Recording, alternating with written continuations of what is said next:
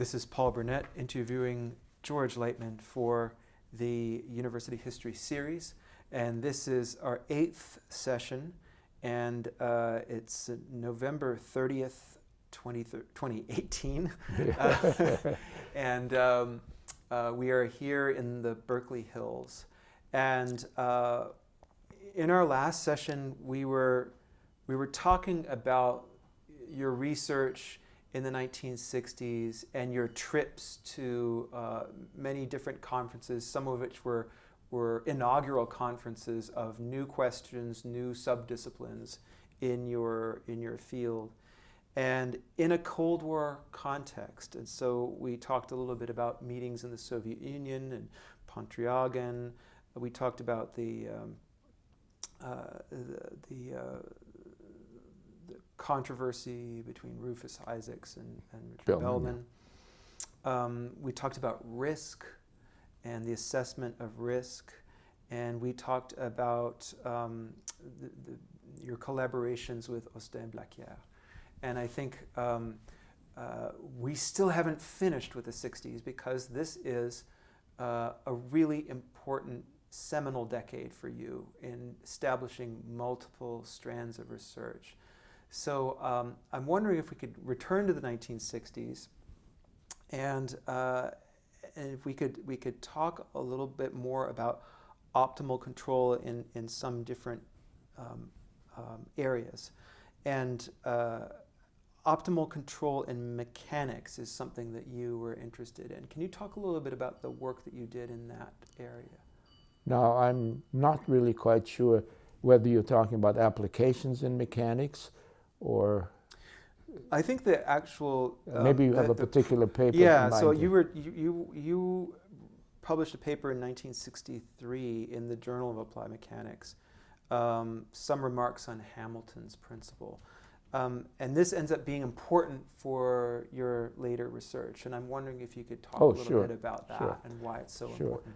So this is really one of those little papers, 5 or 6 pages long, which I thought I had an interesting idea, but for a number of reasons, I didn't pursue anything beyond that, in the hopes that, at a later time something will arise, either another idea, or a collaborator or whatever, so that we can carry on. And it's one of the 2 papers primarily where this happened. The other one is the paper on the transformation-based idea of getting equivalent systems for which the extreme, or minimum, or maximum, essentially obtainable by inspection, and then by retransforming to apply that to the actual problem, allowing one to meet boundary conditions, which in the transform problem is not possible, because usually the solution is a constant, which is interesting. So that's one. Now, in the Hamilton's principle, there are a number of areas in science, in physics, and other parts of mechanics. The mechanics I was interested in is really still essentially Newtonian, with Leibniz, of course, being very important. There, I think it was in the early or middle 1900s that Hamilton was one of the people who put the idea of having a single principle from which one could then derive all the features of the problem applicable to the essentially the basic setting. And those are principles that, in a sense, date back to the 18th century, when people thought that God was a very powerful and all-knowing optimizer. And so people started putting forward minimum principles or maximum principles, depending on whether you want to minimize or maximize something. It turns out that many of these principles, and in particular the ones in classical mechanics, can be minimum principles under certain circumstances, but in general are not. They are essentially principles, the solutions of which are necessary conditions for a minimum or maximum, but only necessary conditions and therefore may not lead to a minimum or maximum. So they're called stationarity principles. Sorry, what was that? Stationarity principles. Stationarity. Stationarity. The reason being that suppose you want to minimize an integral and you use, say even in the calculus variations, the necessary conditions. What you can be sure is that if a particular problem does not satisfy those conditions, it won't be optimum, a minimizer or maximizer. But even if they do, all you know is that you have a stationary point. So in terms of ordinary functions and variables, you have maxima and minima, but you have stationary points which are, the S-shaped things where the derivative is 0. But then you can go off in one direction and maximize, in the other direction you slide down the hill. And that's all you can really ask, apparently, because Hamilton's principle is such a principle. It's a principle that simply says what we call the first variation of the integral, which is the one that satisfies the minimum necessary conditions, is satisfied. And so it need not be a true extreme principle, and it deals really well. Let me go right to the thing I looked at. Okay. Suppose you look at just a single degree of freedom system. So in terms of motion, it would be straight line motion. And then you would like to know what the equations of motion are, say for a body, or say the center of mass of the body, moving in a straight line, and the body's moving under forces. So what forces, I said to myself, will produce a satisfaction of a stationarity principle? And there's something called the inverse problem. The inverse problem says not, given the principle, what are the equations of motion, but saying if you have the equations of motion, I asked the question, and this is a classical question, what forces will produce an integrand on that integral that is made stationary, and it gives you, upon solution of that problem, which is the calculus variations problem, the equations of motion. So you start with the equations of motion and say, given the equations of motion, how do I get the integrand of the integral that is to be made stationary? Because the stationarity principle will say, the stationary solution of that integral gives you the equations of the system. And I said, and this was asked before by, for example, a German mathematician, Bolza, B-O-L-Z-A, in the late 19th century, turn of the century, 20th.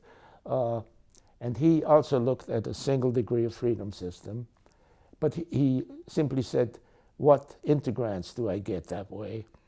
And I went one step farther in my mind and said, well, I would really like to know, given, say, F equals ma, looking at the simple Newton equation, what F can I admit that will give me such a principle?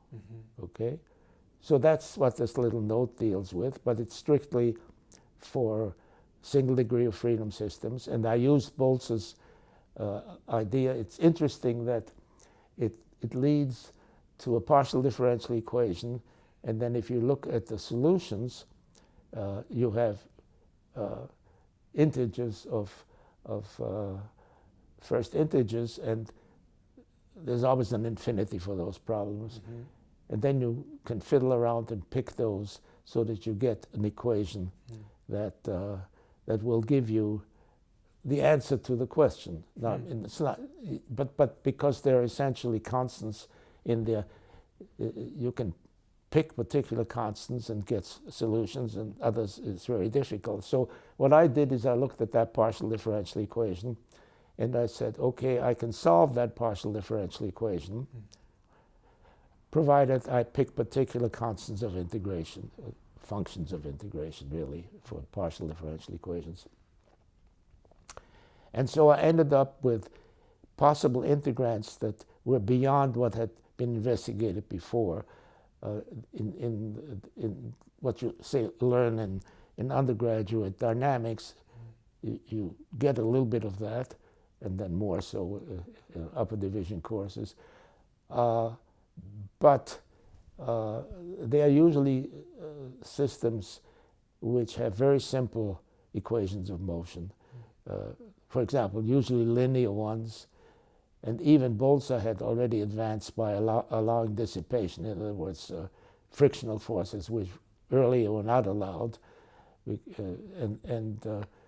I was able to show by example that I can get not only dissipative systems, but nonlinear dissipative systems, for which I can, by that procedure, get a stationarity principle.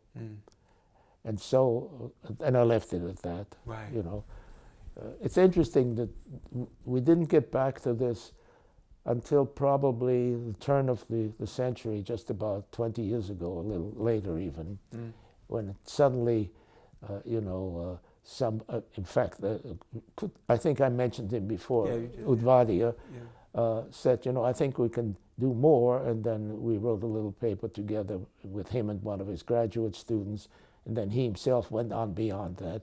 But the interesting system is other people have also looked at this problem, but they're completely bound to linear equations, because the Lagrangian theory that is in existence really are equations of x dot equals ax plus cx bx dot plus cu if there's a control. So they're matrix equations, the coefficients of matrices. So even to this point, there's been no progress on the question that I asked, except this inverse problem, except for essentially linear systems.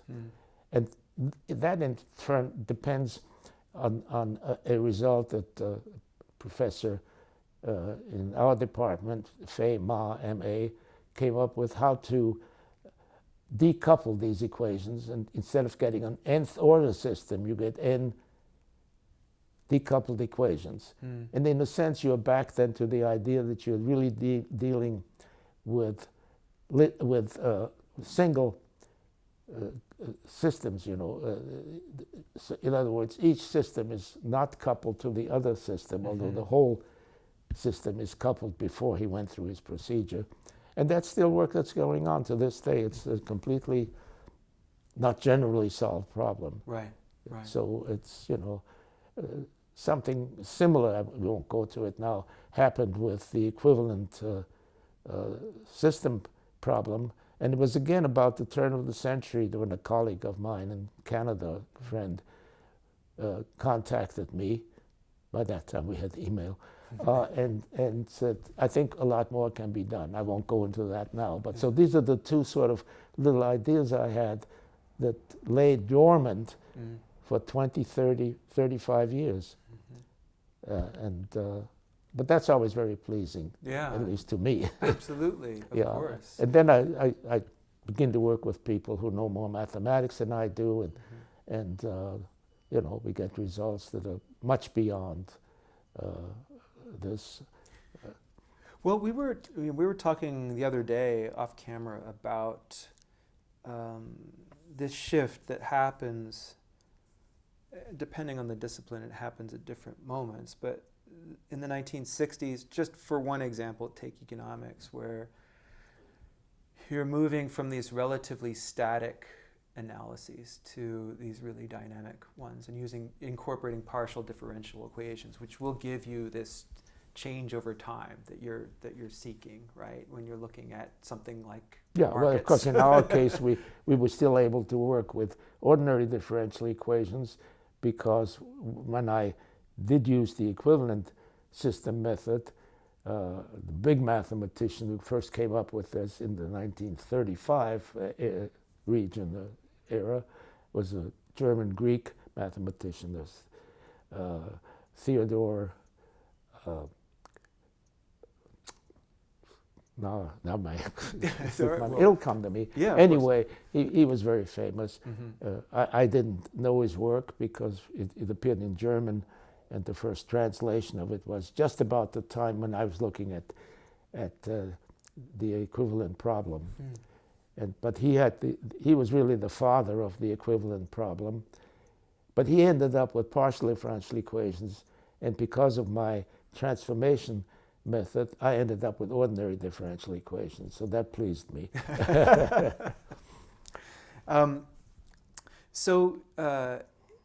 In the 1960s, you are traveling around the world, and you are giving seminars, you are short courses, you are, of course, giving papers and just attending conferences in general. And we talked a little bit about that.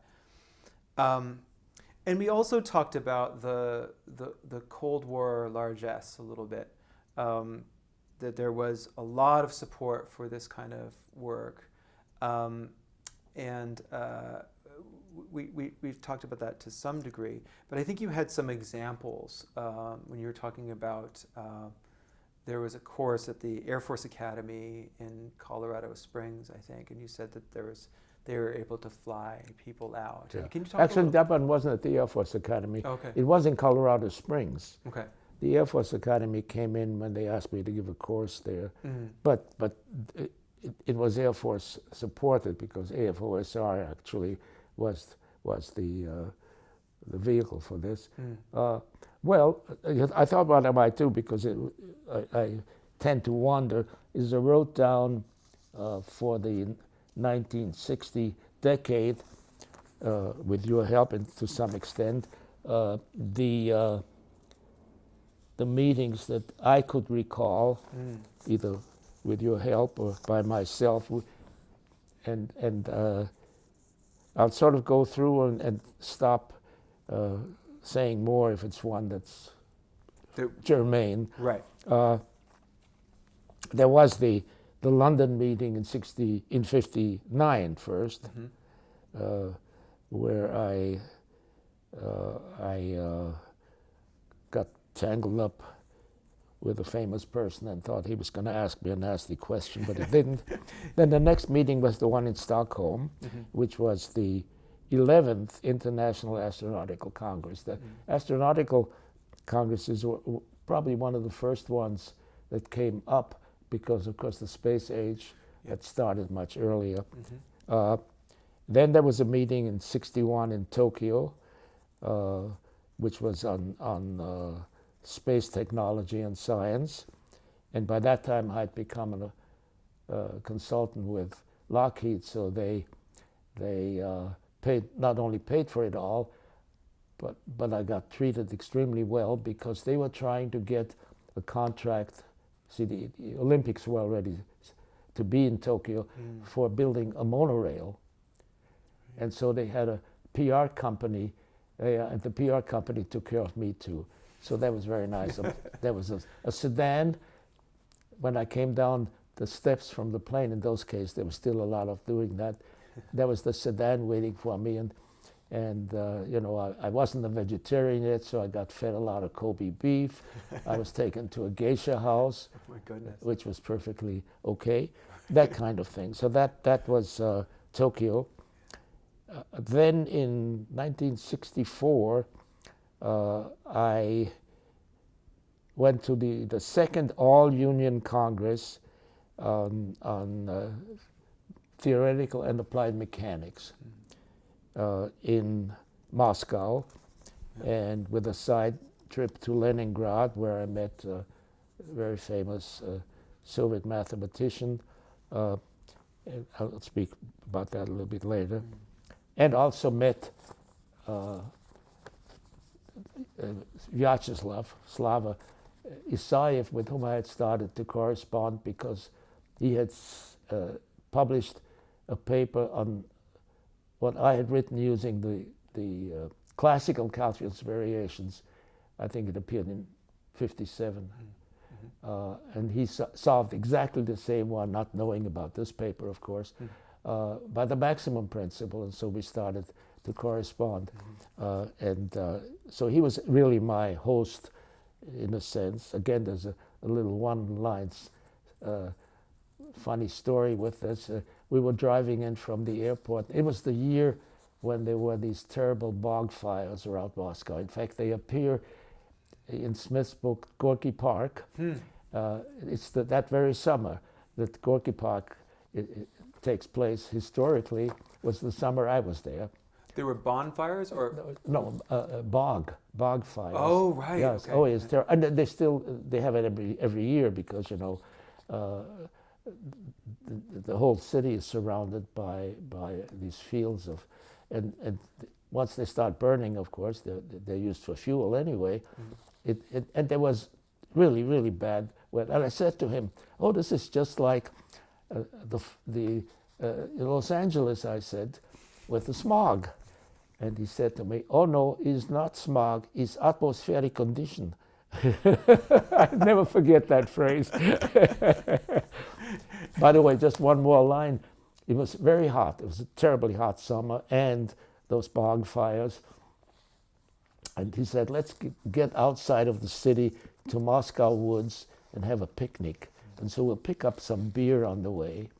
We went through about 5 or 6 gastronomes. Gastronomes were the food stores in the Soviet Union. Of course, there was no beer. People had bought it all. And so we had almost given up when we got to the place where we were going to settle down and have a picnic. And one of those babushkas, old ladies with the kerchief, was sitting by the side of the highway, and she had a bucket of beer. Yeah. It was warm beer, but she had a bucket of beer. We bought that. So the next meeting was also in '64, and that was at the University of Michigan, I think. Yeah, that was an important one because that was Pontryagyn's first visit, together with Gamke Lindsay, his #1 graduate student, with whom I became very friendly. And of course, Rufus Isaacs had shown up at that same meeting, bringing the manuscript for his Differential Games book with him to show people, you know, to prove to them that this is all old stuff, you know. The dynamic programming was born from this. That was '64, and the book came out in '65, I think, his book. Yeah, so he had the proofs with him. So that was an important meeting. And Pontryagyn then, on that same trip, came to Berkeley. And I don't know if I told you this little story. Yeah, about, we did. Yeah. Being a blind man, you know, he always had a couple of graduate students with him, even on these trips. And Nancy stood next to him at a cocktail party. He was by himself, and so he had fairly good English. So started speaking with him, and after about 3 minutes, he said to her, "Now I am getting tired. You may leave." Very direct. Yeah. Well, that's his English wasn't that good. So then there was the Michigan meeting, which was important because it brought together not only the people who were still trained in the calculus of variations with the exponent, the major exponent of the maximum principle. And the next meeting was in Colorado Springs, actually. That was the one that had the wonderful support from, I'm pretty sure it was AFOSR. It may have been ONR, but I don't think so. And it was a meeting essentially on optimal control. They invited people, and they said to the people they invited, "If you have other candidates, let us know." And this was really going to be sort of a postdoctoral school. You know, everybody who was invited and paid for gave 2 lectures. and it was a 10-day meeting, and it was so posh that first of all everybody was flown first class, and I invited Blaquier. He came with his wife and his mistress. They were all paid for, and we got $2,000 for those 2 lectures, $2,000 a piece. Yeah. In 1965 yeah. dollars. Yeah. Yeah, and they were so well organized that, for example, they had a separate program for the kids. Mm-hmm. A lot of people brought their kids, of course, since this was so posh. And you never saw your kids all day. They had a separate program for them. They had an ice cream truck, and it was fantastic, you know. Mm-hmm. Yeah. So it's just, and it only lasted maybe 10 years. Yeah. That kind of thing. Yeah. Yeah. But that was the space race. That was this research was going to be central to technological advance writ large. Yeah, and it was the space age and the rocket age, Yeah. in the sense that, you know, we were going to have more and better rockets than the Russians, Yeah. kind of thing. And this was not an international meeting, other than by invitation. And Blaquier came from France, but I don't think there were any Russians there. No. No, I'm sure there weren't. Well, now you organized that. Didn't No, you? I was No? I was a member of the organizing committee. Yeah. I didn't organize that meeting myself. Yeah. Oh, I remember in your papers, it looks like you did a lot of work because you're sending letters. You're inviting all of these people. Yeah. And then there's a publication around that time, doesn't it? That has some papers that come out. I don't know if it comes out of that directly. I may be lost in my own notes here. Yeah, I don't. But at any rate, you had done this, and this shows the tremendous support and connections with the organizations in the United States that were deeply invested in this. Not only the Air Force, but also the Air Force's chief research facility at the time, RAND. Yeah. Even though it sort of spun off at that point. point. It was Air Force and Navy, and actually the NSF came a little later, maybe in the 70s. Yeah. Well, ONR was the huge supporter. Particularly math. Yeah. Yeah, they had a fantastic math division, and it was a lady mathematician, the one that I gigoloed to Moscow. That's right. That's right. I wish I could remember her name. She was a wonderful woman. I think you mentioned her name in a previous session. Maybe I did. Now, there were also ONR funded meetings, at least your travel to some of these meetings into the 70s. Oh, yeah. And some of them to the Soviet Union. Yeah. So what can you reflect on the purpose of, if during the Cold War the Soviet Union is the enemy and the area of research that you work on is very closely tied to the ultimate weapons that are the subject of the standoff between the two countries, between the two powers. Can you reflect on the purpose of bringing Soviet and American I think that together? both sides felt that if they could talk to each other, they would learn something. And it was true, as a matter of fact, of course. And you got to remember that when Nixon was president, détente was coming up, early 70s, 72 or something like that, for sure. when he was still president. Yes, no, definitely. And it was really, we're jumping ahead a little bit to 1972, as a matter of fact. There were two events or initiatives that came about from the détente. One of them was a joint space flight. You may remember that we had a joint space flight. And the other one was the establishment of an institute to bring together only American and Soviet scientists. And that was going to be, and did come about, actually in Austria. The Austrians offered the two parties the emperor's hunting castle near Vienna in a little village called Luxembourg. And this was IASA, International Institute for Applied Systems Analysis, IIASA, which is in existence now, but after years, maybe 10 years, it became a completely international organization.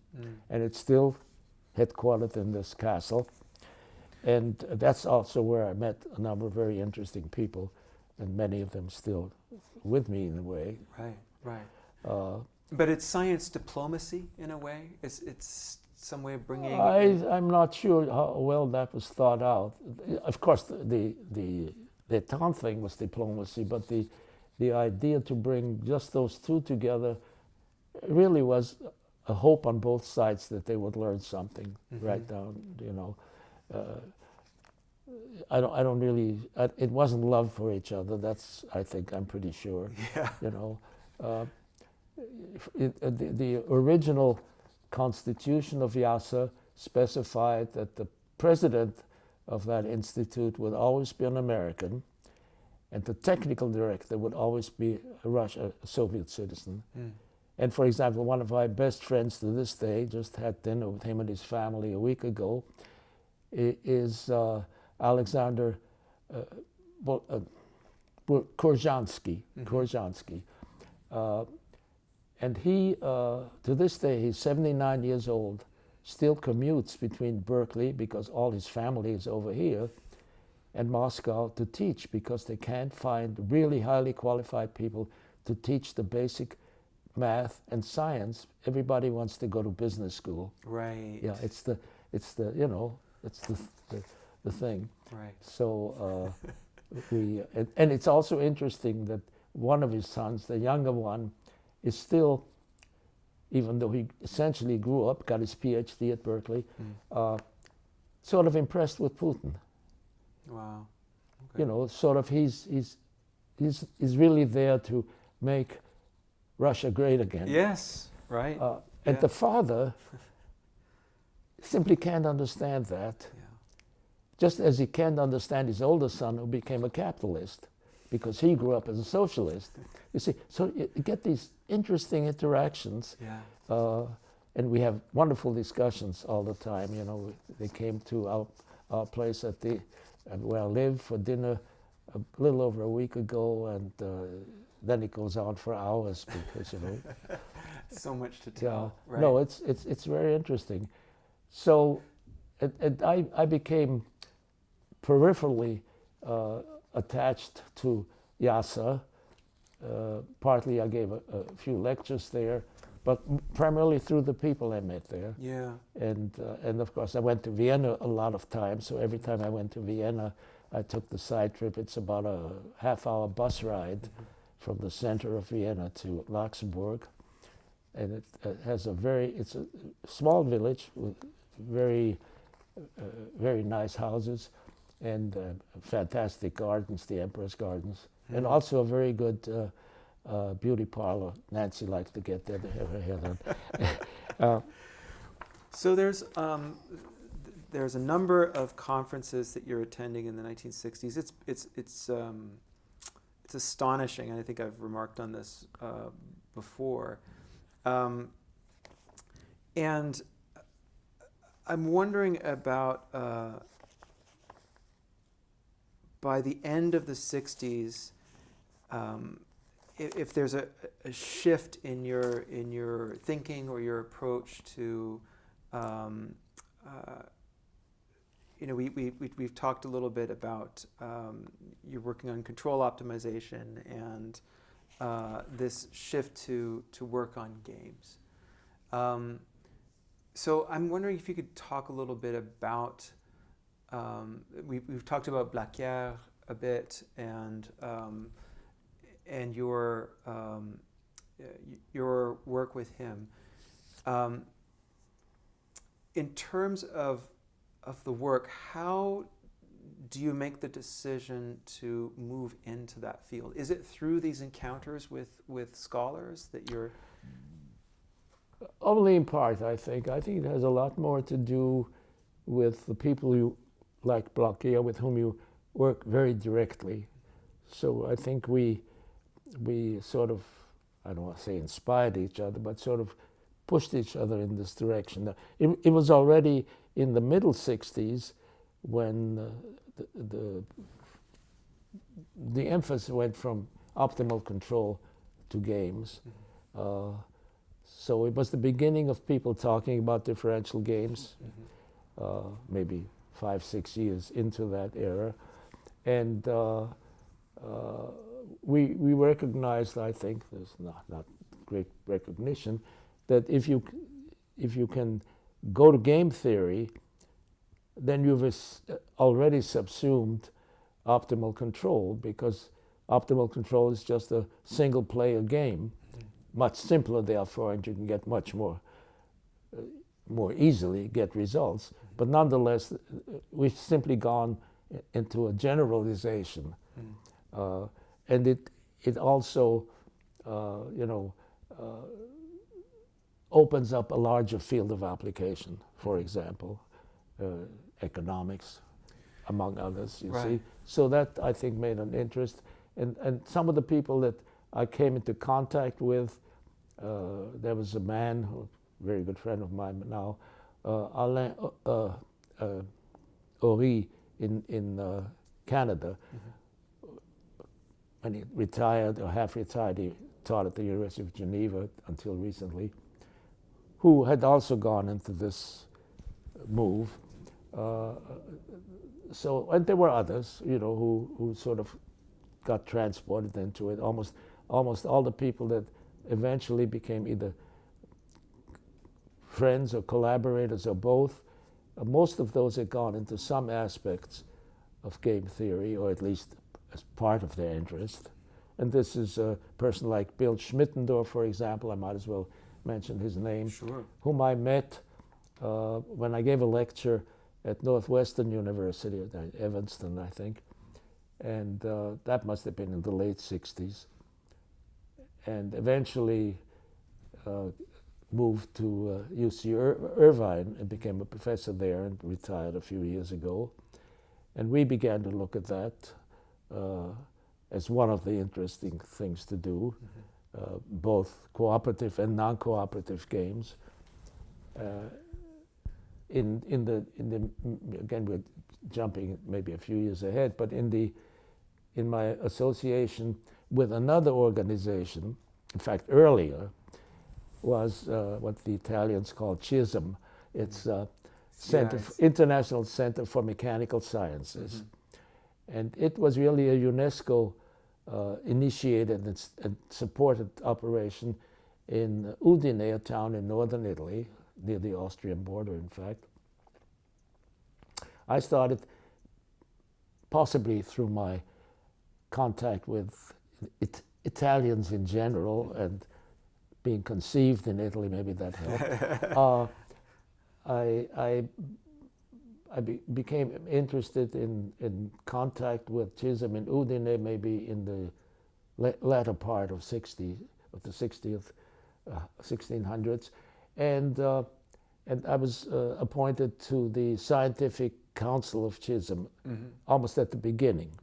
I was I think the only non-voting member of that council, because the United States never supported it. I don't know why. But I was on that council maybe 15 years, 12 years, something like that. And that got me to Italy, and Udine in particular, practically every year. Right. Yeah, and that was terrific, of course.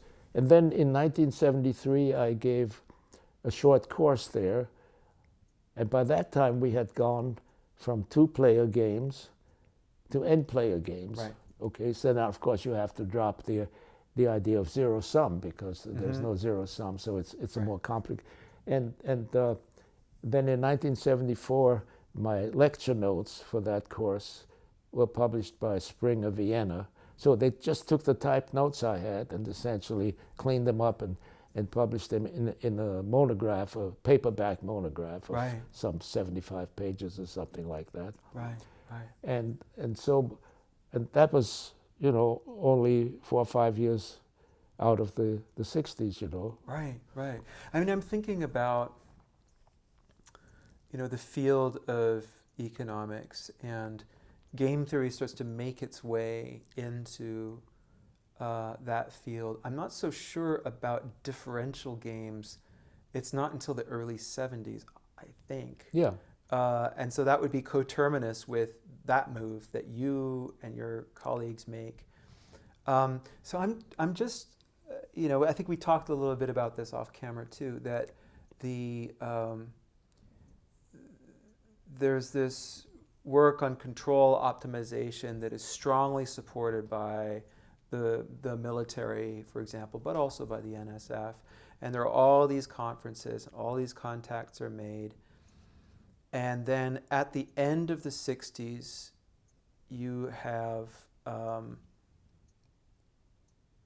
number of things happening. One, man on the moon. So there's the moonshot is achieved. There's that success, but also tremendous economic strains globally.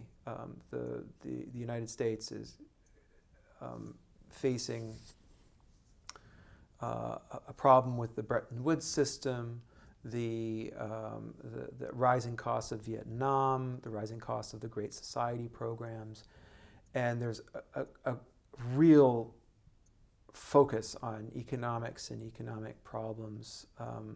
And I'm wondering if that's maybe the larger context in which... Well, I'm not so sure. I'll tell you why. Again, I'm not a specialist or anything but in that area, but it seemed to me that I'm not sure that there was any great interest in mathematical economics, what they call it, on the government side.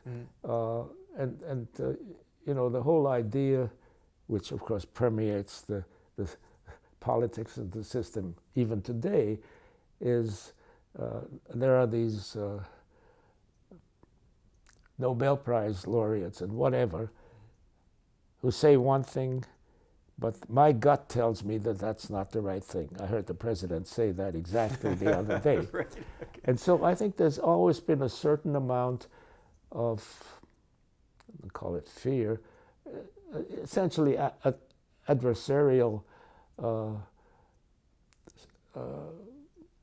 state between the academic economists and those who are working for the government, say in the Labor Department. Right. I don't think that many of those were mathematical economists. Whole trickle-down idea right under Reagan certainly didn't have a mathematical fit. So I think that there is, maybe even to this day, well, even more so to this day perhaps, a certain schism between what for want of a better name, academic economists and sort of working economists, running either departments or divisions of a government department, whether it's labor I have a feeling that if you, and there are of course exceptions, but if you look at who really attained any kind of high position in the government part of it, most of them are not academic. I think there may have been more maybe during the Kennedy administration, simply because he leaned more heavily, particularly on Harvard, of course, a big school of economics. But generally, I think most presidents didn't cotton to that at all, and obviously still don't. Right. So I'm not sure that, and consequently, I think the support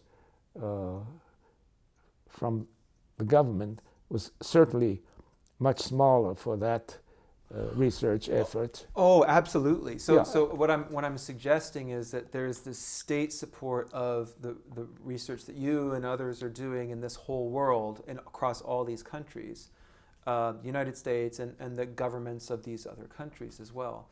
And then there's this shift in the early 70s towards other questions that are germane in the public interest, economic problems, ecological problems.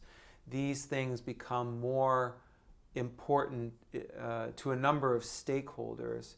I'm not suggesting that the state then shifts money from rockets to economics necessarily, but that there's that the scholars are pursuing these questions, whether they're and if they don't get funded, they don't get funded. They're at universities, they get a salary, so Yeah. they're fine. So you begin to see in the list of conferences that you have by the end of the 60s, there's the first conference on differential games in economics, for example, and papers in your list of publications with students and postdocs and colleagues on ecology, for example. And so these other questions begin to take over gradually in that time.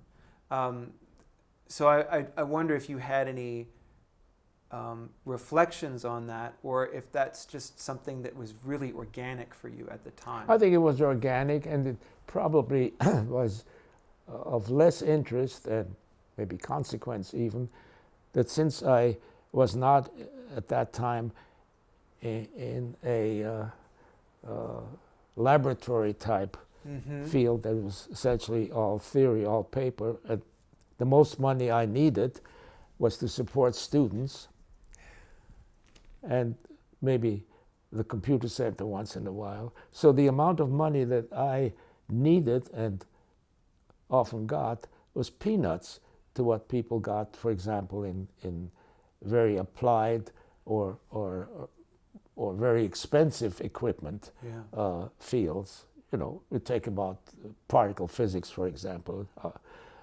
Huge amounts of money go into that. Even that's surprising because that's not of terrible interest to the politicians. But at least, you know, you have that. And so I really never worried too much about that, whether I'm ever going to get support or not. And I was very fortunate. Most of my postdocs were self-supported or supported by fellowships. So I put very little money into it. You know, I just as long as we're talking about postdocs, I got a German postdoc in 1969, Wolfram Stadler, call him Wolf, who became a very close personal friend. And, he and my mother adopted each other because, you know, they both knew Europe. And he was an interesting guy. He joined the U.S. Air Force as a German in the late 50s, early 60s, and went to school under the GI Bill. But he was a German citizen. Wow, I didn't know that was possible. Oh yeah, I think it was possible. Huh. Yeah, and he eventually, I think, did become an American citizen. And after 3 years, he was 3 years with me as a postdoc, then eventually got a teaching job. He became a professor at San Francisco State University. So, you know, I'm probably not as knowledgeable about why people went into particular fields. You know, I think sometimes sort of just slip into them, and if they're amenable to you and you meet the people you want to work with, I think then you don't really worry too much about the impact your work has on things. Yeah. You know. But these are interesting questions, and the students came with research questions and begin to pull you in these interesting directions. Yeah. Is that part of what happens? Well, in a sense, yes. I think students wanted to work in something that looked interesting and that they could contribute to, and I was very fortunate that I had students. There were some students less helpful in that respect, but some of them outstanding when we go to talk about sufficiency theorems or robust control, which we will do pretty soon. You will see that the students became extremely important because by that time, you know, they had a lot of the background training, but not necessarily the ideas. And so that it was fortuitous in a way. As I say, I can't repeat often enough that I think I was just very lucky, fortunate, whatever you want to call it. Well, maybe that's a good time to talk about sufficiency theorem and I think we talked, I think in an early session, in like session 2, we talked about sufficiency and optimality. So there's, this is something that gets going at the end of the 60s. Right. And maybe a way in,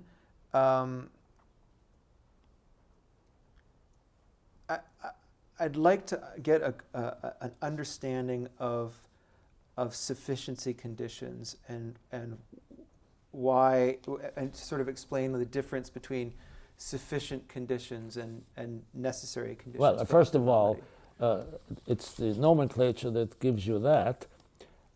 If you have a result, theoretical result, for example, well, let's take optimal control. Mm-hmm. Okay, you have optimal.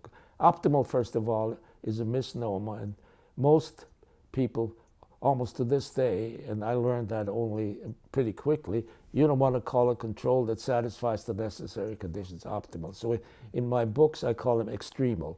Mm-hmm. Okay, and so I make a distinction between feasible that satisfy the constraints, and admissible if they satisfy the boundary conditions in addition, and extremal if they satisfy, so what some people call first order conditions. And really not optimal until you have proved it's optimal, really. Mm-hmm. And that's very difficult in a way, but very simple if you make enough assumptions. Mm-hmm. And if you make enough assumptions, then probably you can't apply it to a lot of things. Right. So it's a problem. Yeah. So I became interested maybe for a couple of reasons. First of all, as I came to that point where I was very careful to distinguish between extremal and optimal. Mm. I had already mentioned in my first little book, there was a little section on, when you can call things optimal. And it's interesting because if you satisfy the necessary conditions, and you can prove there is only one solution to this problem, you've done it. Because if it satisfies the conditions of optimality, there are no other candidates, okay? Right. That's a fortuitous thing that doesn't happen very often because proving uniqueness in mathematics is very difficult. So then that's what I began to think about, okay, sufficiency. Then I had a colleague, I'm not going to mention any names, and a friend, mm-hmm. who used to give me a hard time because he said, if I satisfy those necessary conditions, if those aren't optimal, he said, you got a very strange problem. It's an outlier. Mm. And so I said, no, that doesn't make me happy. I want to know more, okay? There were a number of people, quite a few people, very good mathematicians who had been looking at sufficiency conditions. So it wasn't my invention, I mean, if you go to the literature and look under sufficiency conditions, you'll find reams of papers. Right. But all around that time, all around late 60s? In the 60s. Yeah. I mean, sufficiency conditions that we looked at, particularly even in the classical calculus variations, but usually local sufficiency, which means it's definitely a minimizer in some neighborhood of the optimal solution, right. But not what I call globally, for all the possible solutions. That was really not looked at very much. Mm-hmm. So that was probably about the middle 60s or something like that. So this is just to really put it in my lay understanding. When your critics were saying, if they satisfy the conditions for the problem that you set for it, we can call that optimal because of how we've defined it. And if there's something outside of that consideration, it's rare or it's a complete outlier. Don't worry about it, effectively. Well, you can do better things with your time, sort of, right. kind of thing. And somehow that didn't make me happy. And since I had raised that question in the first book in the 60s, when I wrote my second textbook, which was 80 or 81, I tried to be very careful about that, you know, to distinguish among these all different kinds of possible solutions, and then in particular not use the word optimal when it isn't optimal. Right, you know. right. And so sometimes when I gave an example in the book, I could prove optimality. In other case, I said, well, I'm stuck with just having extreme solutions. Right. That's very important because it says that you can rule out a lot of candidates for what you're trying to do if they don't satisfy the necessary conditions. So it's essentially an eliminator of candidates because, you know, and so that's the difference between necessary conditions and sufficient ones, is necessary conditions are necessary for what you're trying to have, namely an optimal solution. And the sufficiency conditions are just that, they're sufficient to, so obviously they will satisfy the necessary conditions, of course, because, you know, that,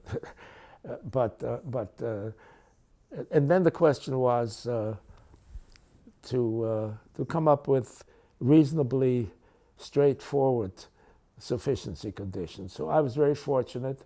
I had, I mentioned his name before, I think there were 3 or 4 graduate students that joined me towards the end of the 60s. Was Stalford, H.L. Stalford, yes. Harold Stalford came from me. He was from Oklahoma, and a very nice fellow. And we're still very close. In fact, we correspond.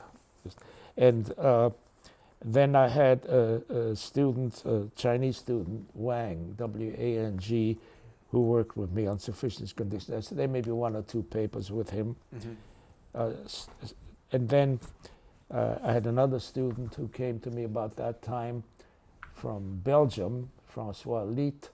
We're very close friends now, have been for a long time, who came from me from the University of Liège in Belgium.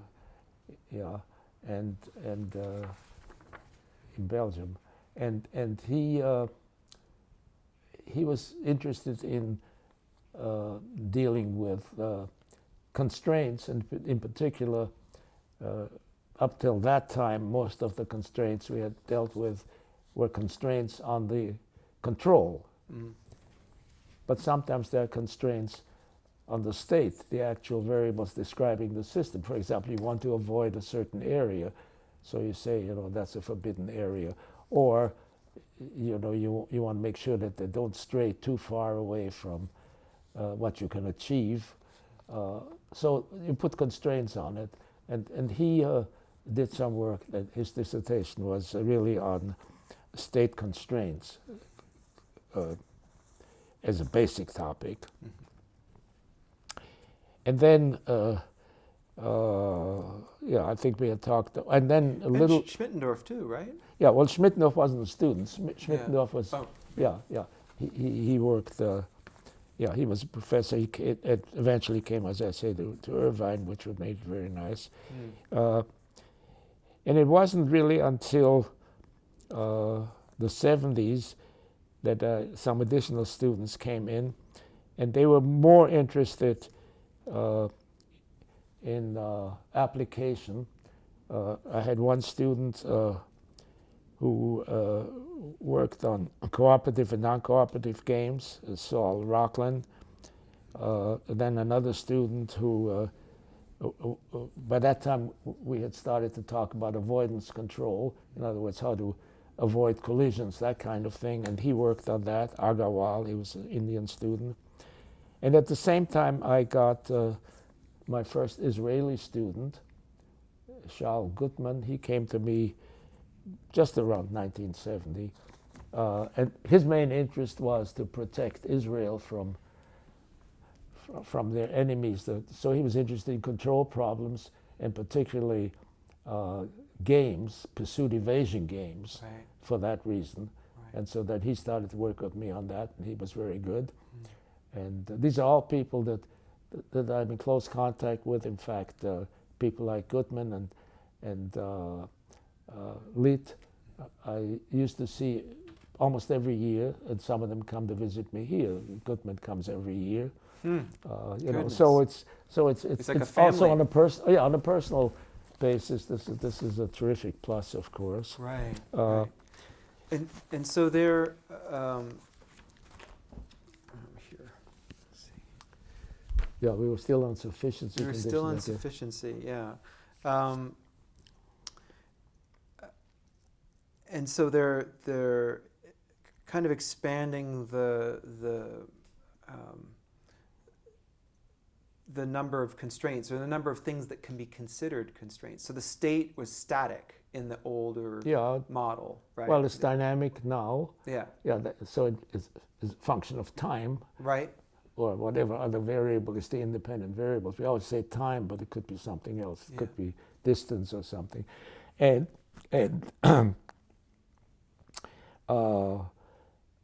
the constraints are things that say that the candidates you have for what you're interested in are in some way constrained, usually by size or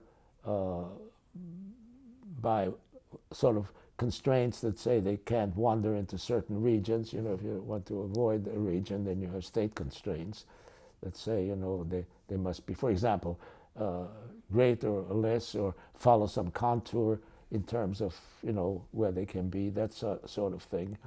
And those are very interesting problems. And they're much more difficult than the control constraints, much more difficult. Even from, you know, from a theoretical point of view, still unsolved problems in that area because, well, control constraints, you have control. That's right. That's right. State constraints, you don't have control. Right. They're constraints that you can't impose and then not bring about. Yeah. But with control, you simply say the controls that I'm going to use to control something, I will pick out of that set. That's up to me. Right. So and the state constraints are very often not up to you. Right. They're imposed by nature. Right. Right. I mean, some of this in game theory really takes off to deal with conditions of uncertainty, right? I mean, they want to understand. It could be, yeah. As a matter of fact, when Goodman and I started looking at the business of uncertainty, which just about that time came up, and classically, sometimes there were 2 or 3 other people who looked at these situations.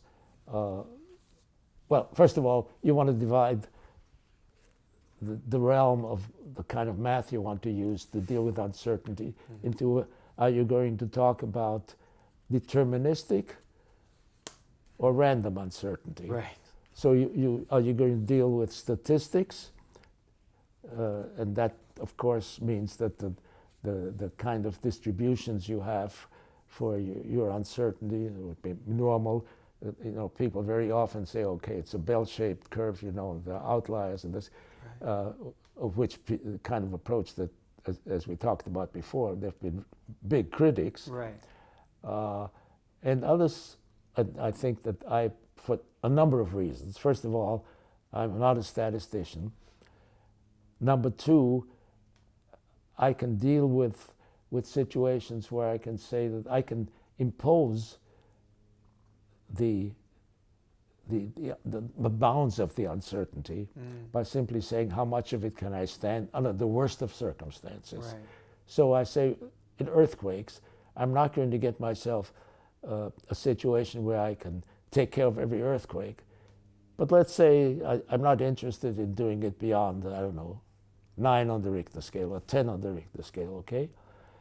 So then you can say, I can assure you that if I have a theory which you trust, I can assure that we are controlling against this, taking care of it, up to a certain point. Beyond that, all bets are off. So these X events that we mentioned briefly don't fall into this category at all. You can look at it another way. I can look at it statistically by saying if you have just magnitude constraints, you're dealing still statistically with a distribution which is simply a rectangle. Okay? So out here you're not dealing with it, then Right. suddenly You're you dealing start with it, dealing with right. it, and then it's also a distribution, but it's Yeah. one that you impose, Right. and then it's very often very conservative Mm-hmm. if you really want to deal with situations. So then I think we touched on that briefly. If you're risk averse, you're more apt to do that kind of thing, namely dealing with the worst situations. Mm-hmm. And it depends on what you can risk. Well, I mean, engineering. This is highly abstract and mathematical, but if we're talking about the field of engineering, say civil engineering, we're talking about designing to thresholds, right? So something is built for a purpose, and the purpose is set, is conceived, and the things that could happen to this structure are decided in advance. So it's protected. A bridge is meant to withstand. And it changes with time. Yeah. For example, just building codes are of that class, and they're constantly being one hopes being made stricter. Right. Okay. Or as we gain more knowledge about what can happen. I guess I mentioned the Chernobyl disaster. Yes, that's right. And that was sort of where you deal with the statistics and you don't think of something that might happen, so it's not included in the distribution. Right. But if you say that's the limit, and I know that if I can control to that limit, I'm not controlling beyond that. Obviously, I can't give you a guarantee, but at least given that your theory, describes the system well enough, that you've assured, in quotation marks, that you're okay, and you pay a price for that. Right. Right. Of course, the price is more costly, more constrained, more ruling out can't do some things. So it's. I think in my own case, I've thought about this more that we've, raised the whole question, that I'm generally more sympathetic to worst case design simply because I'm trying. I'm always, I said this before, overinsured, that kind of thing. Well, I think we've said it before that you have lived worst case scenarios. Yeah. In a way, right? Yeah, certainly. I've learned by history. I've learned by temperament. I don't know what. Lots of things go into what you do, but you want to avoid certain situations simply because the consequences are so disastrous. And your concrete experience, even as a child, with the certainty of those in authority, that in your own family and in the community, that this is going to blow over. This is we've done this. We've been in this situation before. It's not normal, but it's within the bounds of what we understand.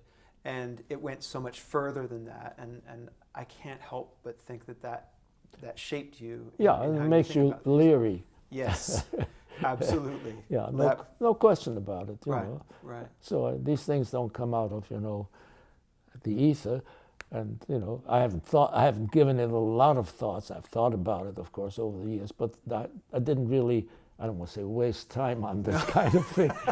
No, because but I have a little bit more time to think now, right. And it's I'm pretty certain that certainly was a major, an important part of the sort of things that I looked at. Mm-hmm.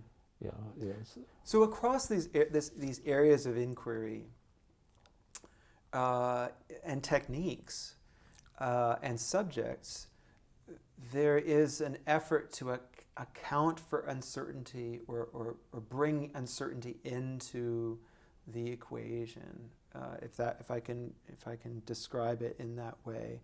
And this is, I hate to jump around we were talking about sufficiency before, but when you were talking about games, you had said earlier off camera that Latvizada had helped you think about fuzziness in games. So instead of rationality, you have membership functions. Yeah.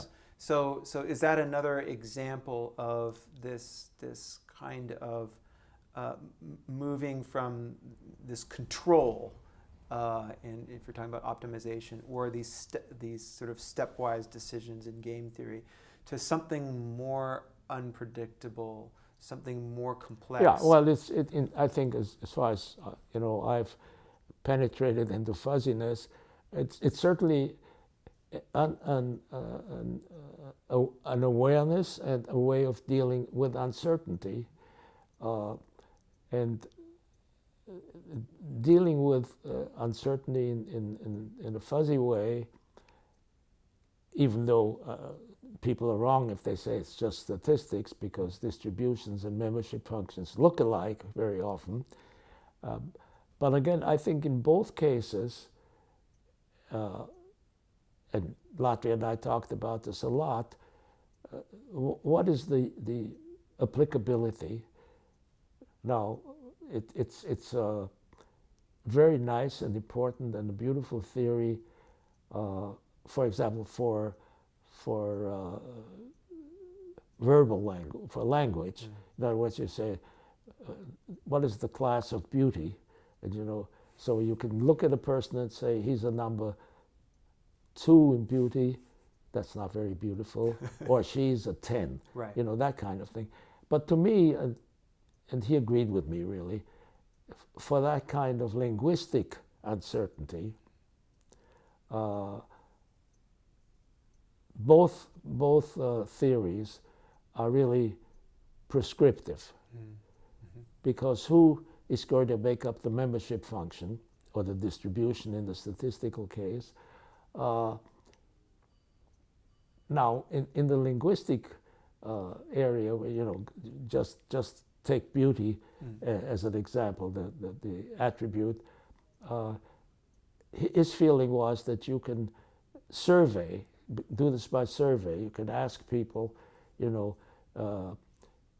here's a picture of a beautiful woman, or less beautiful woman, ugly woman. What number would you give her? Okay? But that sort of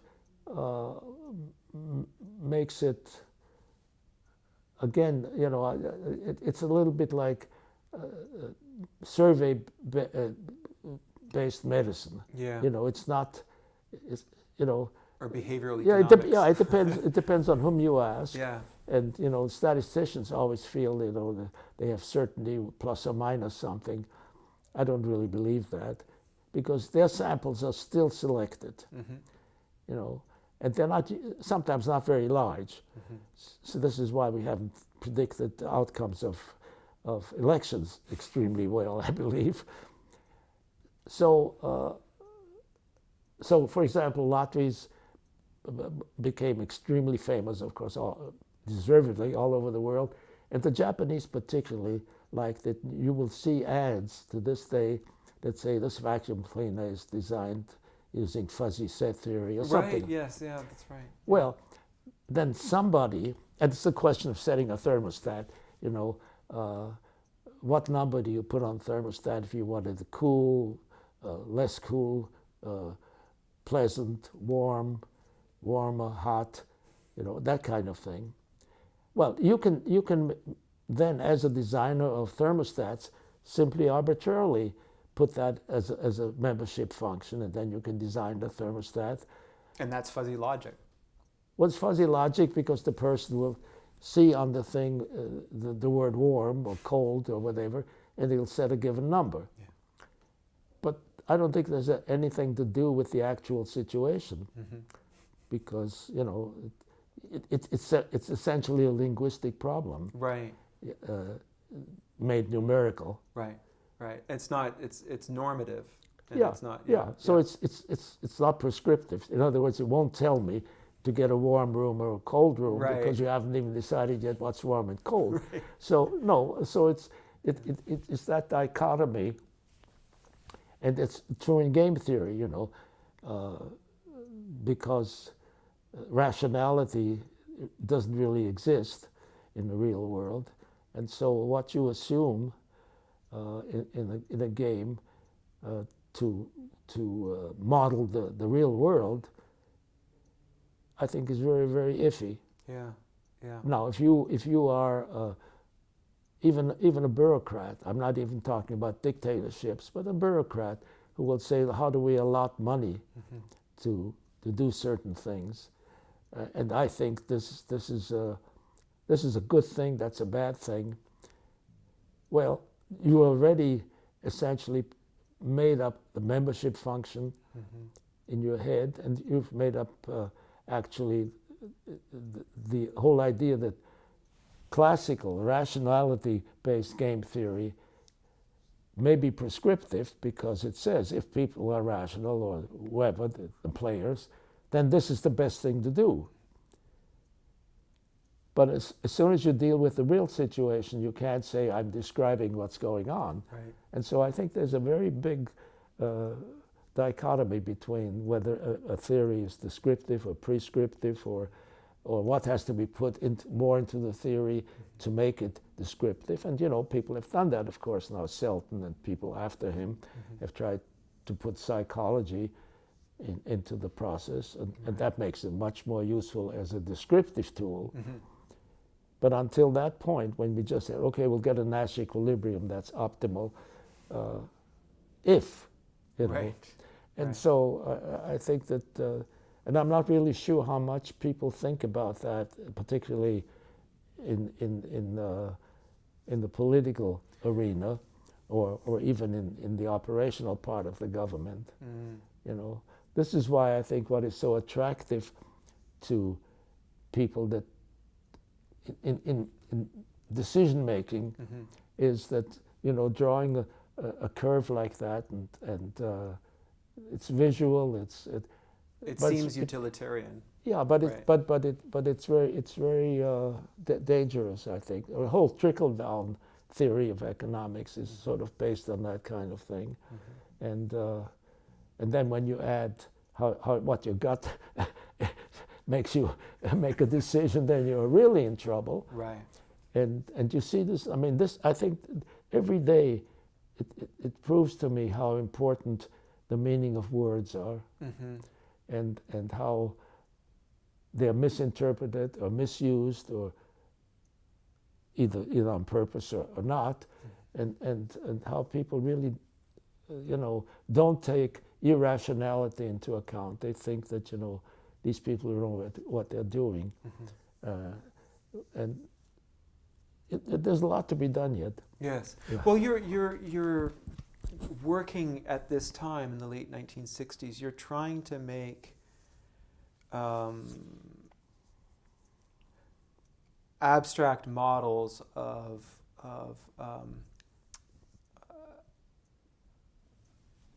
a problem that requires some solution towards optimality. We've already talked about how we have to be careful about how we define optimality. And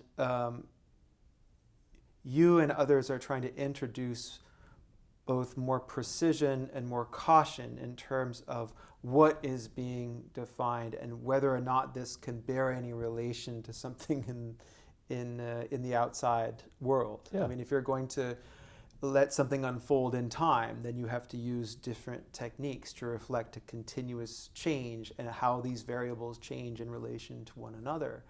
And that you've moved from what is an enormously complex system, a rocket, and within that you've looked at the depletion of the mass as the rocket spends its fuel. That's an enormously complicated math problem.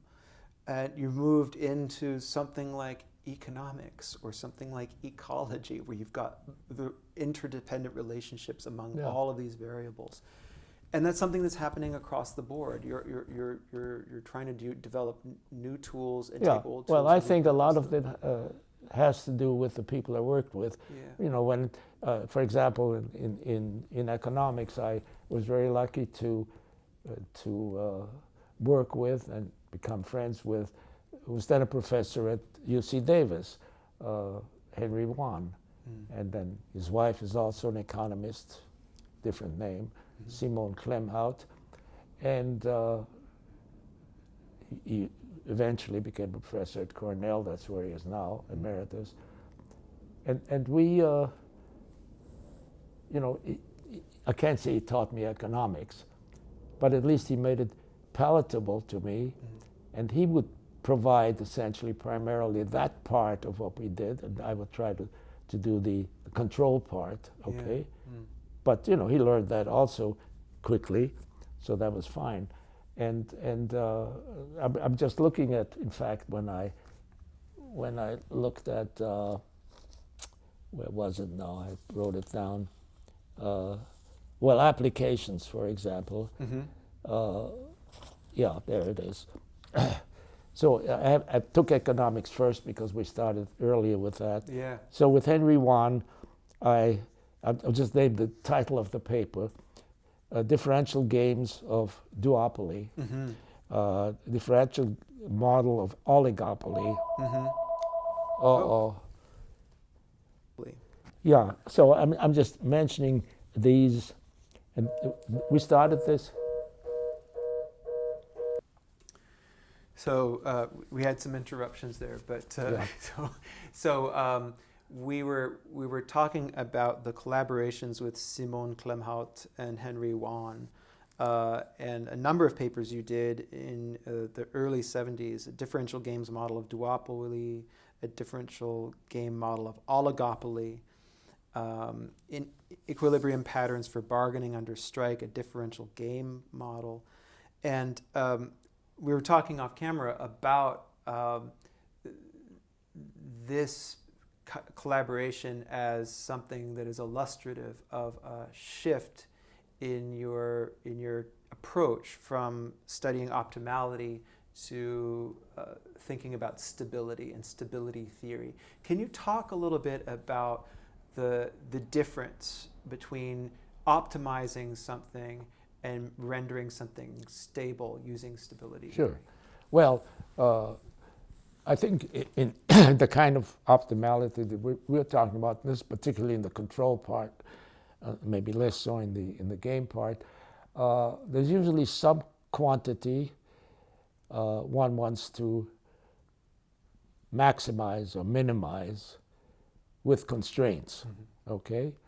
I think with stability, what you want to do is control the system, and this again could be in the game sense or in a control sense, so as to do some specific thing in terms of the evolution of the system. For example, To grow something, right? or to approach a certain, or even more importantly, to stay with within some bounded region, whatever the variables you are, okay? So maybe you want to control the system to keep unemployment below a certain level. And if you now use game theory, then there may be a number of things that you want to control that way, and they may be in conflict with each other, and then you immediately have the game, okay? You can say I cooperate or I don't cooperate, or you know that, and there are many variations of those games. Or you have the kind of Stackelberg game that we just barely mentioned, where there's a leader and a follower. So the stability seemed to me more important, if you want to go through importance, because lack of stability, particularly in some physical systems, but it's of course obviously true in the economy too, lead to real disasters. Whereas lack of doing the best thing in terms of the biggest profit, as soon as you have more than one goal in mind, then you're immediately going to, of course, a game. You know, you look at, and then you can look at multi-criteria optimization, where you have a vector-valued cost function. You know, you want to maximize profit and minimize pollution and blah, blah, blah. Right. And those things can't happen simultaneously. So you have, in addition to the game and the ordinary control problem, you have multi-criteria optimization or control, multi-criteria control, where you sort of, just by the fact that the different controllers or the different interests you have to control are not compatible. And so you have some kind of interchange, and that's where game theory comes in as well, of course. So it isn't necessarily that you have conflicting players. You may have conflicting goals, okay? And mathematically, these things are very often can be handled the same way, although in effect they don't deal with the same situation. And so it just became more interesting since we're going back to why did I go the other way? Because when we first looked at it, we looked at uncertainty in a system really as uncertainty a game against nature. So your opponent will do the worst to you. Again, with the worst design kind of thing. You're trying to do one thing, and uncertainty under the worst circumstances will be a player that plays against you. Right. Okay, and then it turned out that the theory actually is much simpler if you deal, and I'm leaving statistics out now, with the kind of thing that I very soon came to, namely worst case kind of situation where I put bounds on things that I can live with, an earthquake up to Richter 10 scale, or whatever. And sometimes these bounds are imposed, not by what I can accept, but because they're just there. So it just, it wasn't a planned thing. That's really what I'm saying. It just sort of grew, and having the right people to work with had a lot to do with it. Obviously, I want to say right at the outset, when we got to stability, probably my main student was Martin Corliss. Okay. Martin Corliss, extremely bright. He's a professor at Purdue now, and Seward Stalford, who is very bright. It was more easy in writing a paper, to make it clear who was the senior author, right? My name came first in the alphabet, but if his name appeared first on the paper, I wanted to make sure that people understood there's a reason for that. Right. With Corliss, that wasn't so clear, right? Because his name just happens to be lower on the scale, and so you don't know, is it because his name came first alphabetically? Because we don't, and I want to make it very sure that there are a few papers where my name comes first. Okay, in all the other papers, when his name stays first, there's a reason for it, because I really feel that first author. How big the difference was is a question of measure, but I wanted to make sure that people understood that his name is there first because I consider him to be the leading author. And that may be the majority of the papers we wrote together, So I think that's important to state in writing history. Right. No, absolutely. Well, you're deeply invested in your students throughout your life. It seems most of the people, to the extent that they were in good health and alive, they've maintained contact with you. You see them on a regular basis. It's quite rare, I think, for someone to have that many former students. Well, thank heaven for email. Right. Communications technologies have advanced and assisted in this, but that's also, I think, a testament to your commitment to them and their fondness for you.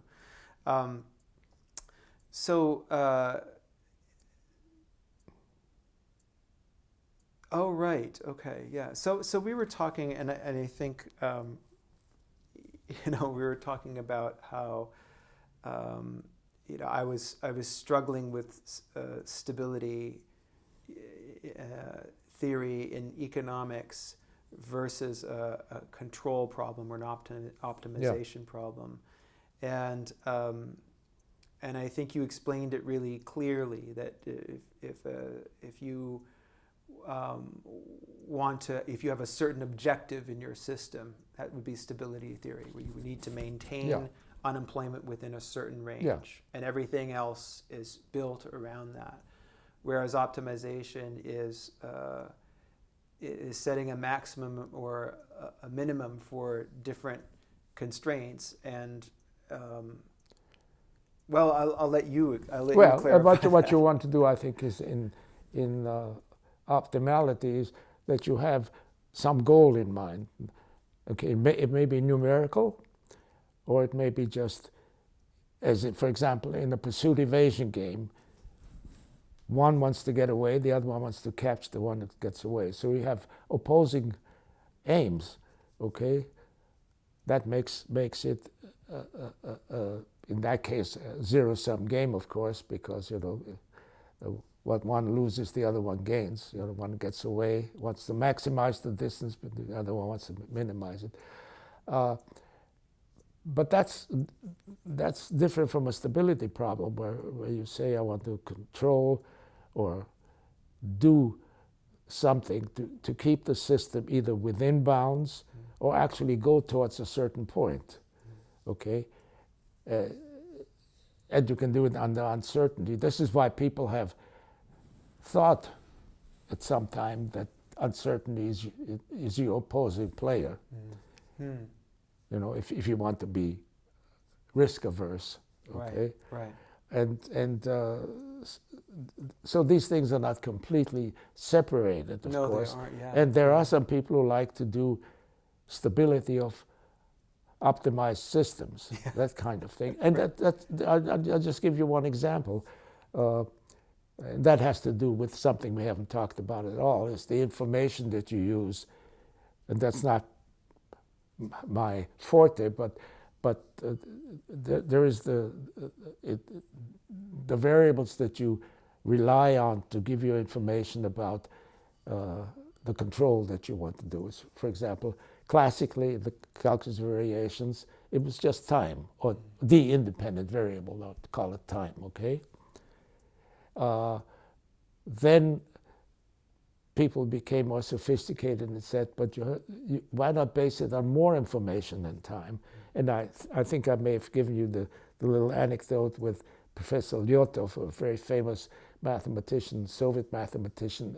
I was walking with him in the Imperial Garden at Luxembourg, where Yasser is, and we were talking about what's called open and closed loop control. Open loop control, you just say it's 3 o'clock, I do this, 5 o'clock, I do that. And closed loop control is you look at what comes from the system, it's the state of the system, and you use that also as information. So you can say the variables that the control depends on is time and the state.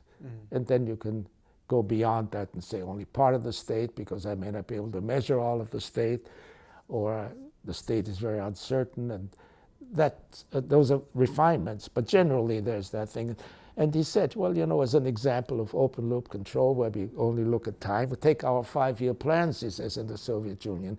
Doesn't matter what's really going on. Everybody says, okay, it's 5 o'clock, I do this, and tomorrow is Saturday, I do that, Yeah, give me a million nails. Yeah. It's that kind of thing. Yeah. So that's an important aspect, of course, but the example I was going to give you is, it was always sort of accepted that the more information you have, the better. The system is given, you've modeled the system mathematically. Now, if you can use time as the input, that's fine, but if you can also use, say, the current state of the system as inputs, more information, that should give you a better thing.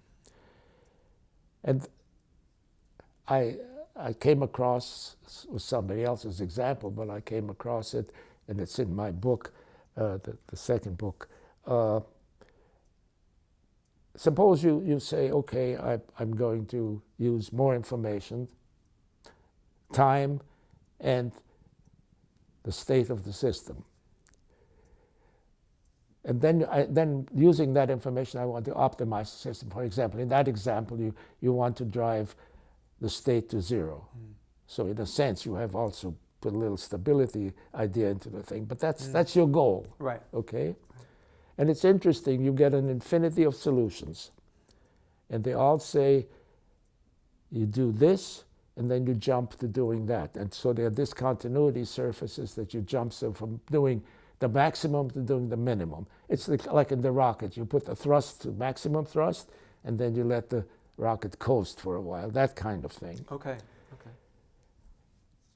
And then you come to one of those boundary surfaces where on one side you use the maximum, and on the other side you use the minimum allowable control, okay? And then you suddenly say, suppose the system has just a little bit of uncertainty. In other words, there's a delay. It can't measure time exactly or the state exactly. So in fact, I think I'm still on this side of the boundary, but in fact, I've slipped to the other side of the boundary because there's a little perturbation in the system. And suddenly from minimizing the time to get to where you want to go, you make it infinite. You maximize it. Right. Why?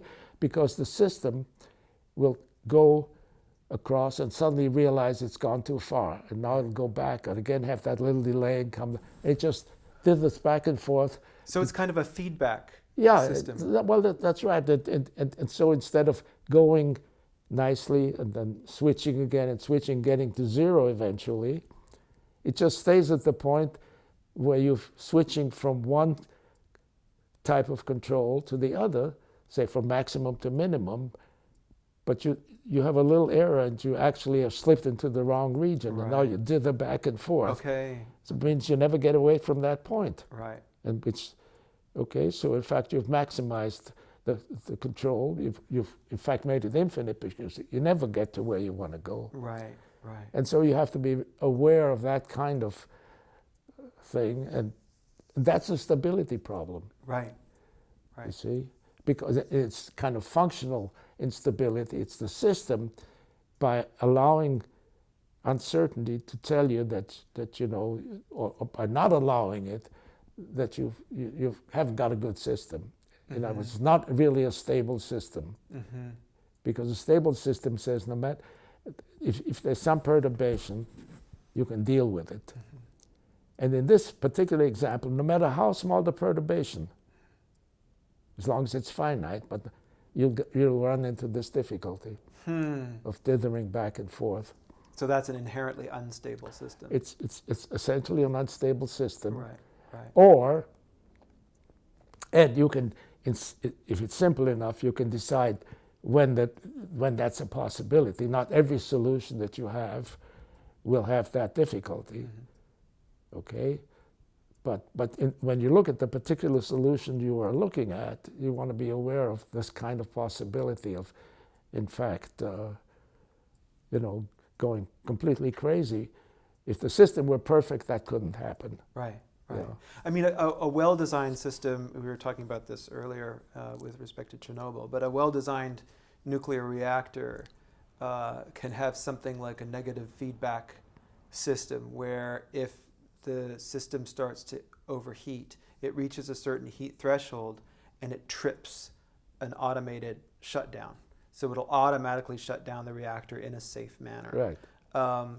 But in the case of Chernobyl, the system was designed to work automatically, and they took it off automated control and introduced a human controller. Yeah, and that was the little delay you see we're talking about.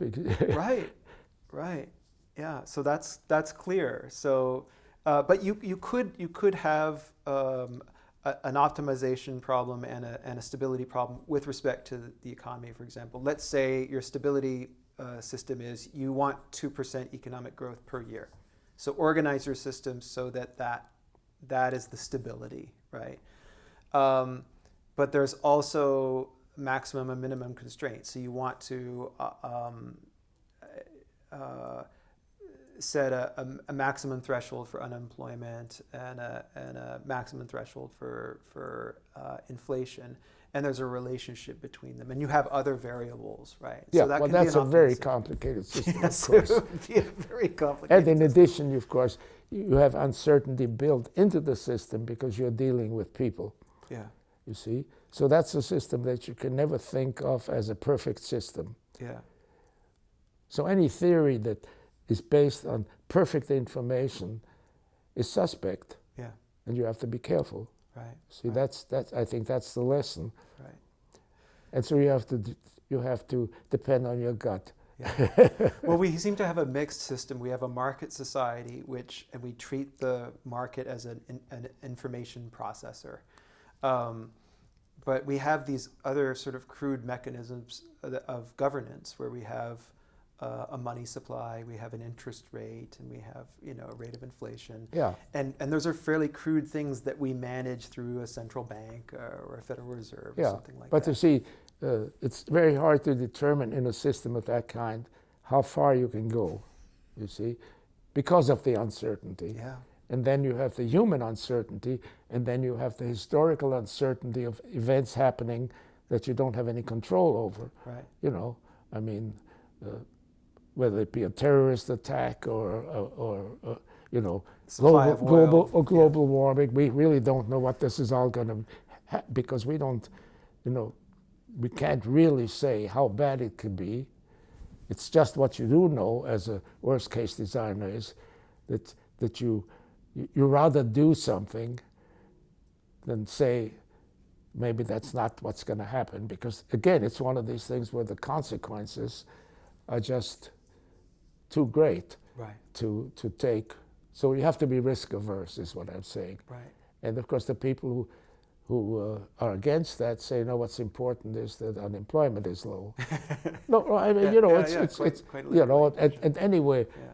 there are also people who live in the present, not the future. They don't, 100 years from now, who knows, they say, who knows? And, they say technology will take care of it.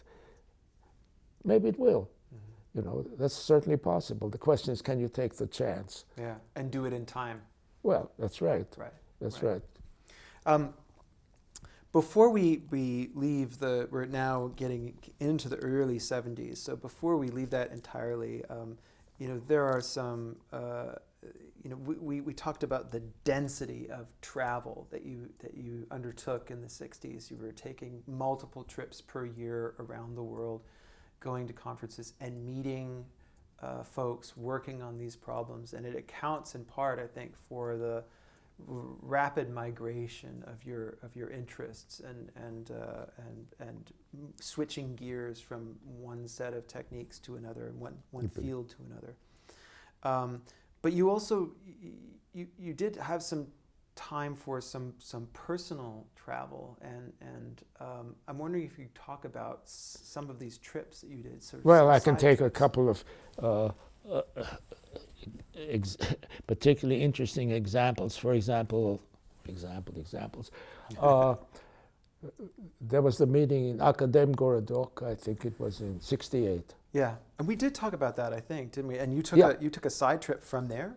Yeah, I took before, Blocker and I had papers at that meeting, and we decided we were going to take a trip to Uzbekistan, because that's sort of on the way. And, it was interesting because travel was very controlled in the Soviet Union. So whatever travel you booked had to go through an outfit called Interest. So they would book the hotels for you, they would make sure that you had the flights and all that. So they knew exactly where you were. I think it really had to do a lot with that. And so it's very surprising. We decided, first of all, to go to Uzbekistan, which even then in '68 was still a very remote area. So we made all the arrangements. There was no email in those days, so it had to be blocked. They had spent a lot of time on the phone, talked to our travel agents. They then got in touch with Interest.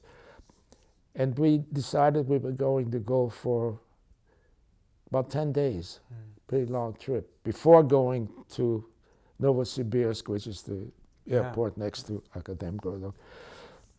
So we met in Tashkent, the capital of Uzbekistan.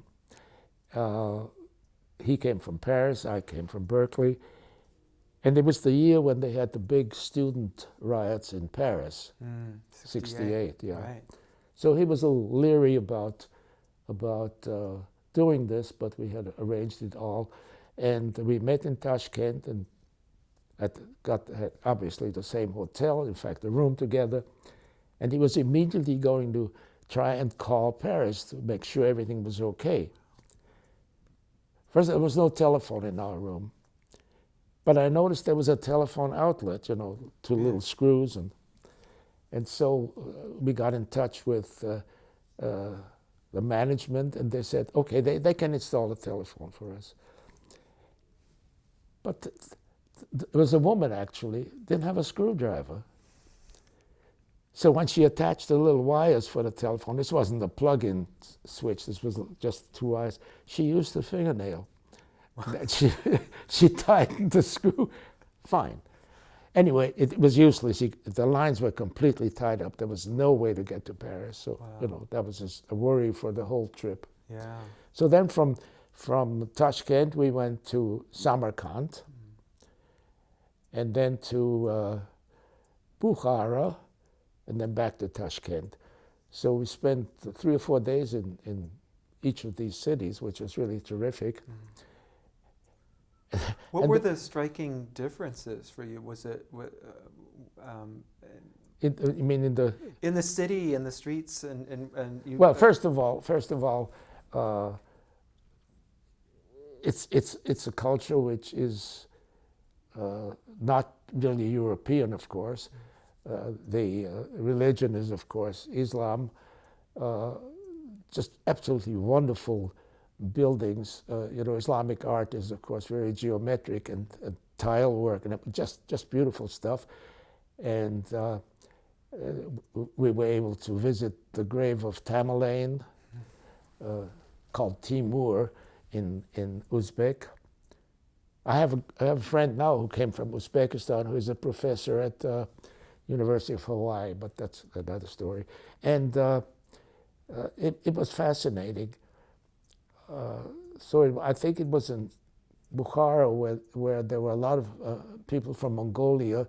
There are oil and gas fields in that area, and most of these workers were from those fields. So one evening we went to the dining room of the hotel. It was completely full with these workers from the oil fields and the gas fields.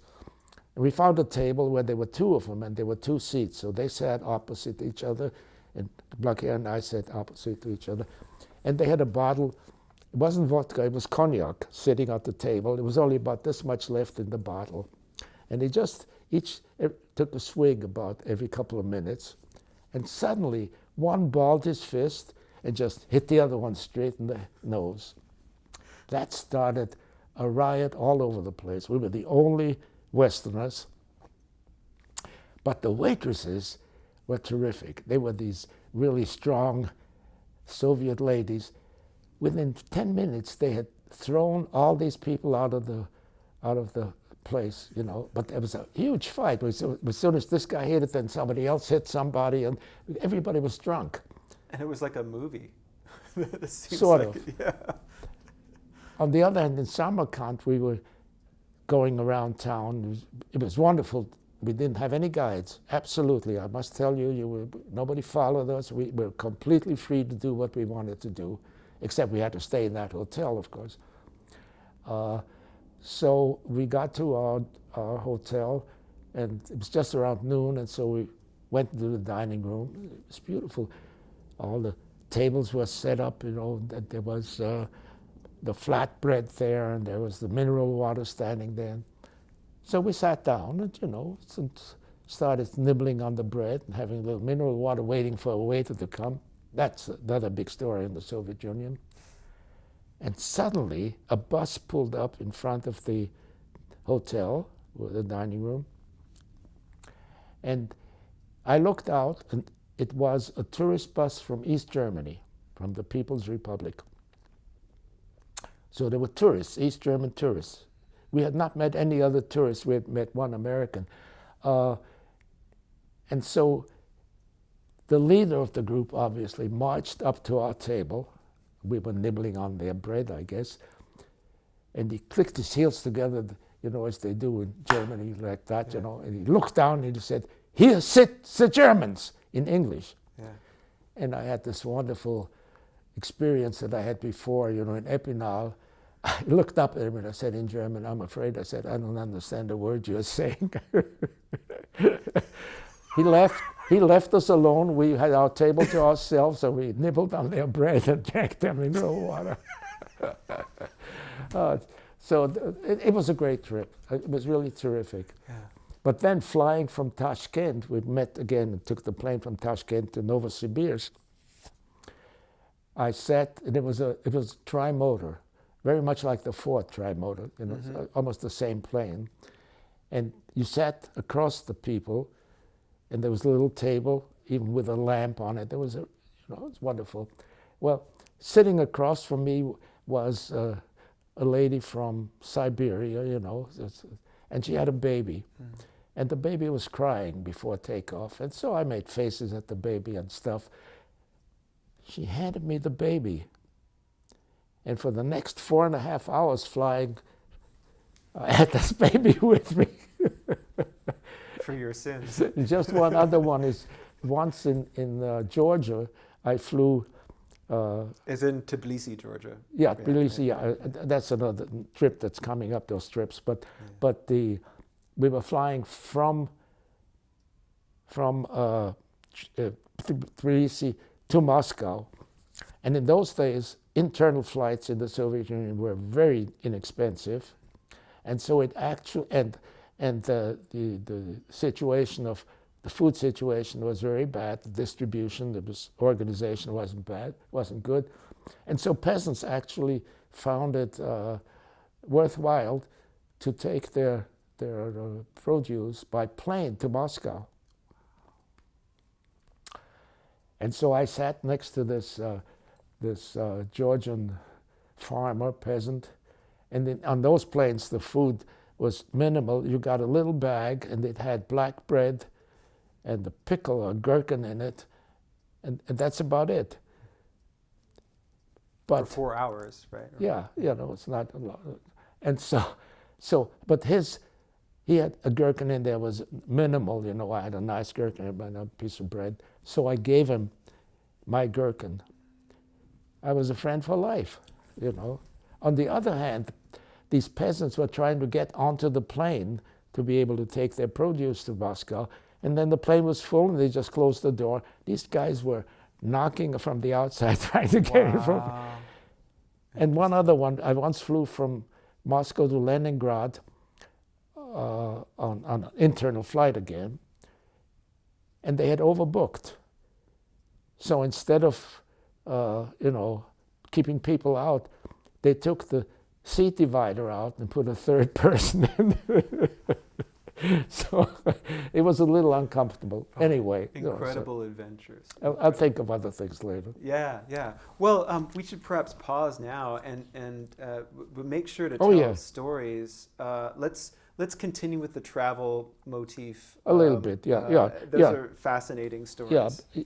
Well, you know, it's that was one of the really most wonderful things is just the number of side trips. Yeah. And then after a while, my mother retired and came to Berkeley in '69. We had her for 25 years after that in Berkeley. It was wonderful.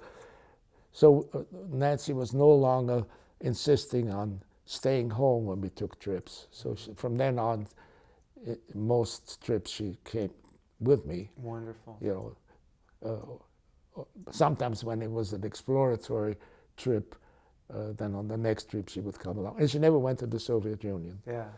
But no, I can't. We talk about this, Nancy and I, just absolutely fantastic. Every time we see something on movies, we say, "Oh, we've been there," or on TV, you know. Right, of course. Yeah. It's really amazing. Wonderful. Yeah. Well, let's continue next time. Okay, I think I'll leave.